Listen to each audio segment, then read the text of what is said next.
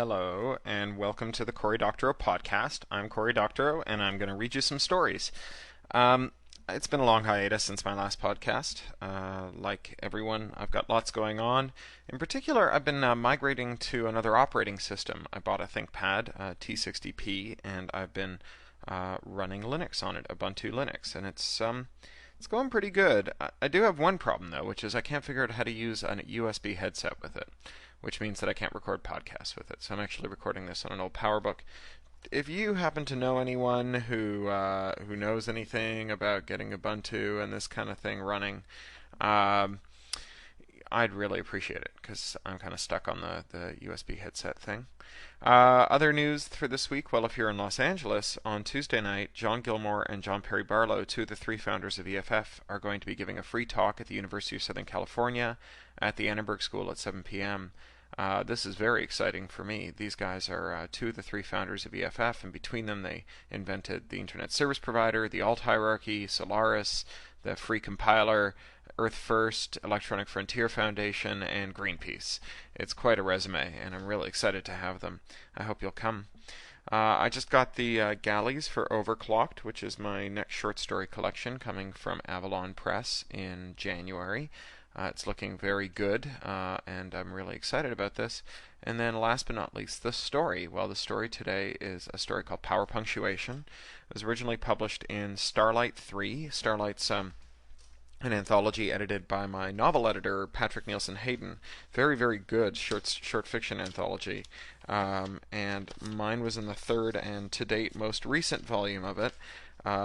In 2001, and it was in very good company in that anthology. I certainly recommend you picking it up. I think, among other things, it included the first story published by Susanna Clarke, who went on to write Jonathan Strange and Mr. Norrell.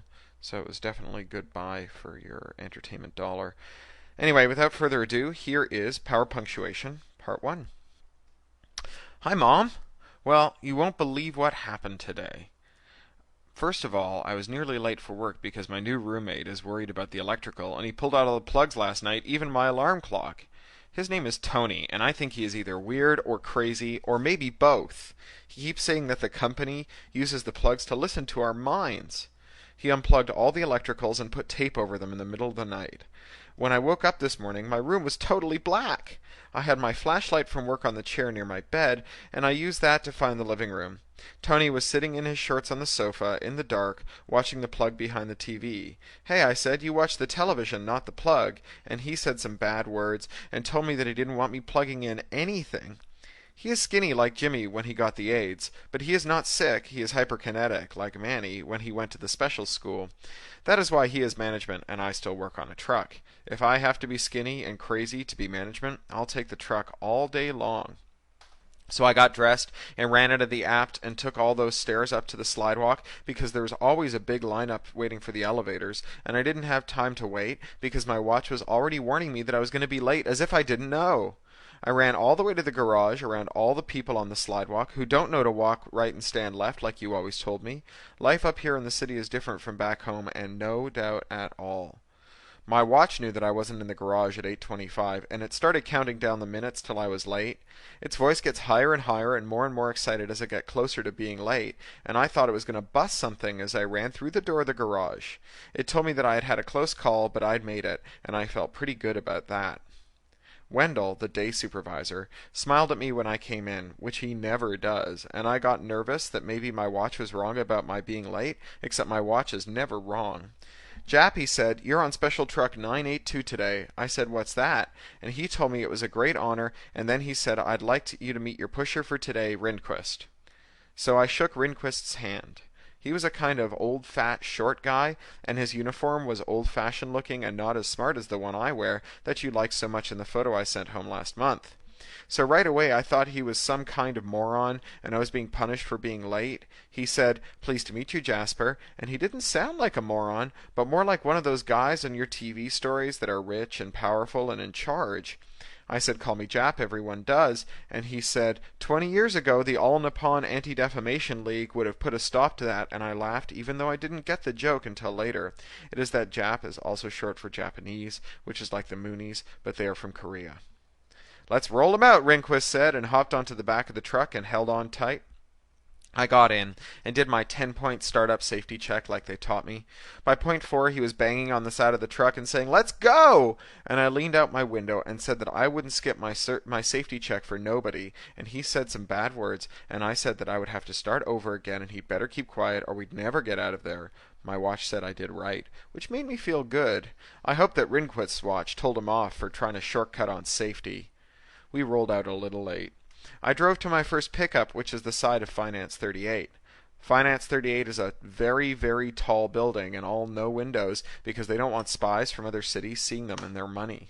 I drove over the severe tire damage yard and passed through 3 security gates and backed up to the shredder bay.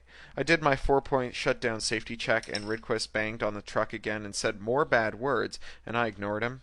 His watch must be busy all the time, telling him not to be so mean. I went through the metal detector and into Finance 38, and the guard's watch and my watch talked to each other for a while, and then the guard stopped pointing his gun at me and said, "You're late, now move this stuff out of here," and I said okay and started moving the boxes. Finance 38's boxes are very heavy, and there sure are a lot of them. Every day there are 50 boxes, as big as the big TV at the community center back home. I'm getting very strong working at this job, Mom. My arms are bigger every morning.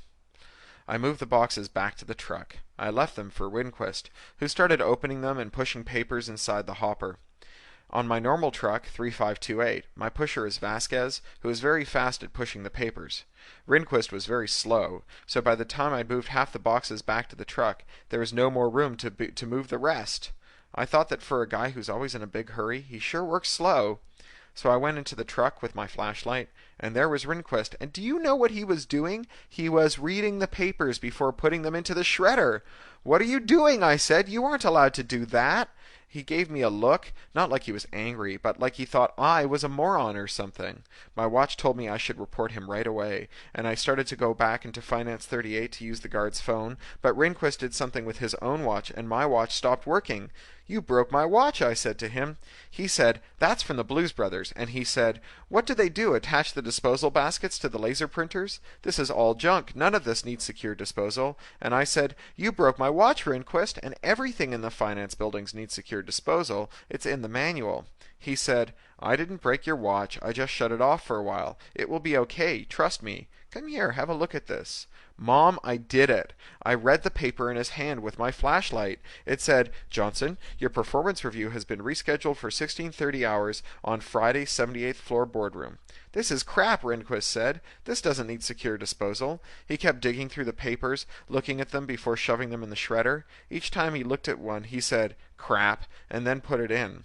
I couldn't stop watching. I thought we were going to be fired or put in jail. Then he said, "Aha!" He showed me the paper. It said "confidential" at the top, and I felt like I was going to sick up. I was so scared. It said reorg chart, and it had lots of names with dotted lines connecting them to other names. Rehnquist winked at me and put it in his pocket. His old-fashioned uniform had pockets. I thought I figured it out then. Rehnquist was a spy from another city. They talked about spies in basic training, and what you were to do when you found one. You were supposed to make sure they won't go anywhere, then contact security. So I ran as quick as I could out of the truck and slammed the door, and security locked it from the outside. Then I climbed over all the boxes of unshredded documents from Finance 38 and ran to the security guard. I said, "There's a spy on the back of my truck. He's reading the papers." And he said, "What?" I said, "My pusher is a spy. I caught him reading the papers and putting them in his pockets."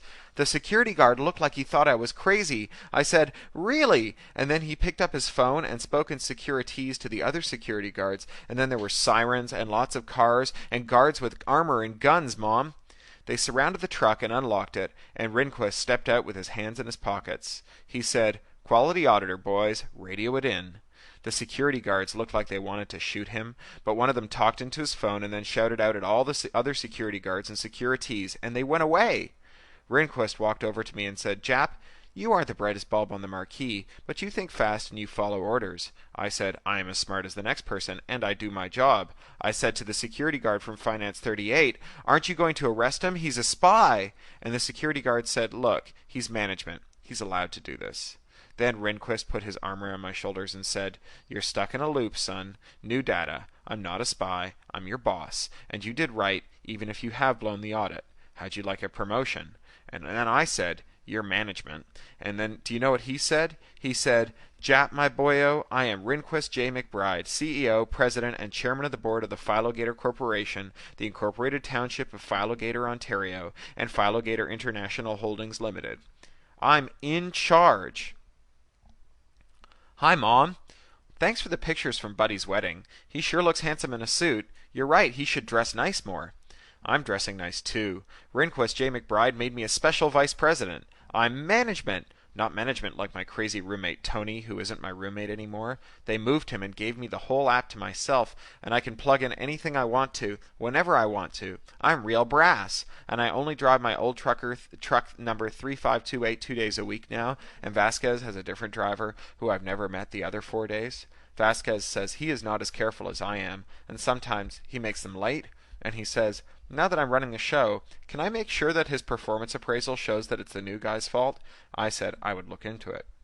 I haven't had a chance to look into it yet, because the other 4 days I go to Operations 1 and sit in a beautiful office on the top floor, 100 floors above ground. They keep me busy, Mom. Rehnquist comes into my office and sits in the chair by the door and talks on his phone and asks me all kinds of crazy questions like, do I think the pinheads in HR know their ass from a hole in the ground? And I say, yes. And he says, what makes you think so? So I told him about basic training and how I learned the history of Philogator and memorized our vision statement, which is, the Philogator organization is a diverse multinational sovereign power that is a world-class leader in its fields of operation, a status it has achieved through the diligence and responsibility of its human resources, which are the heart of every organization. I told him about how the HR sergeant was always fair about our training appraisals, and how he always knew when someone had been goofing in the showers and made sure they got disciplined. I told him about how I played Anthill Simulator and learned how one drone doesn't know why he's moving a grain of sand, but from the queen's seat in the middle, it all makes sense.